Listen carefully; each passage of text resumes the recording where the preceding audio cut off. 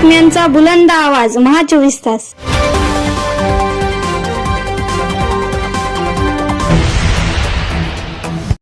तुमच्या आता वेळ आहे, तुम्हाला टाइम दिलेला आहे आणि नाही दिले तर तुम्हाला पळता तोड येणार नाही एवढा मी मला हदगाव तालुक्याच्या वतीने इशारा देतो.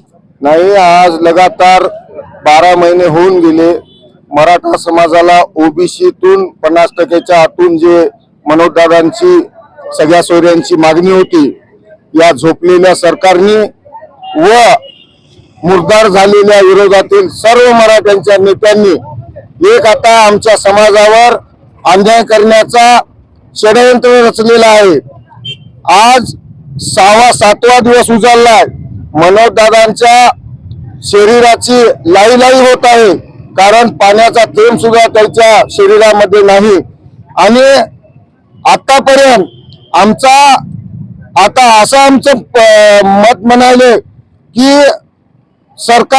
प्रथम सरकार दोषी आहे या गोष्टीला, आणि द्वितीय आमच्या समाजाचे मराठातील सर्व माजी आजी आमदार खासदार मंत्री सर्व जबाबदार आहेत.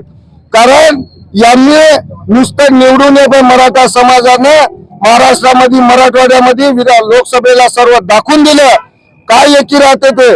पण यांना आता 7वा दिवस झाला, यांच्या घरी उपाशी आहेत का? ते मराठा समाजाचे नाहीत का?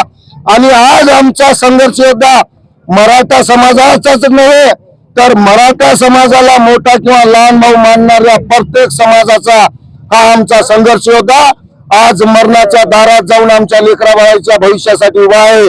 त्यांच्या स्वतःच्या लेकरांसाठी नाही, सर्व महाराष्ट्रातील भारतातील मराठ्यांच्या व मराठा समाजाला मानणाऱ्या प्रत्येक 11 पगड जातीतील समाजाच्या लेकरांच्या भविष्यासाठी मरणाच्या दारात उभे आहेत.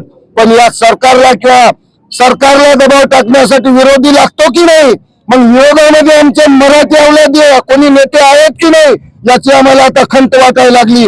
कारण आता निवडून गेलेले खासदार आमदार माजी आमदार यांनी जर ताकद दाखवली, तिथे मुंबईत जाऊन जर बोंबलले, सरकारवर दबाव आणला तर सरकार झुकते की नाही हे मला पहिला सवाल या विरोधातील आमच्या पक्षाच्या सर्व नेत्यांना आहे.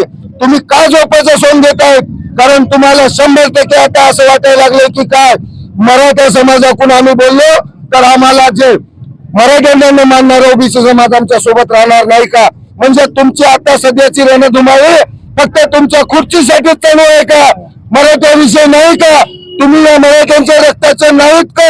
हे मला सर्व महाराष्ट्रातील आमदार खासदारांना माजी मंत्र्यांना सवाल आहे. अरे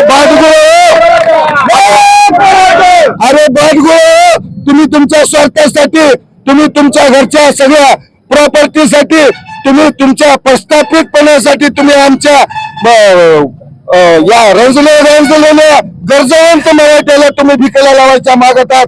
हे आमचा 100% मराठ्यांचा तुमच्यावर इशारा आहे. मी सर्व मराठा हदगाव तालुक्याच्या बांधवाच्या वतीने सांगतो, आज हदगावमध्ये यदा कदाचित सरकारने आणि विरोधी पक्षातील मराठ्यांच्या नेत्यांनी याची दखल नाही घेतली. तुम्ही शहाणे असेल तर सुरुवात करा. अंतरवाली फक्त दादाने एक बोर्ड दाखवलं काल. 2.5 लाख लोक रात्री तिथं होते. आम्ही गेलो तेव्हा 10,000 होते. 2.5 लाख लोक होते. तुम्हाला फिरणं मराठ्याच्या नेत्याला मुश्किल होईल. गोपाल पवारचा शब्द लिहून ठेवा.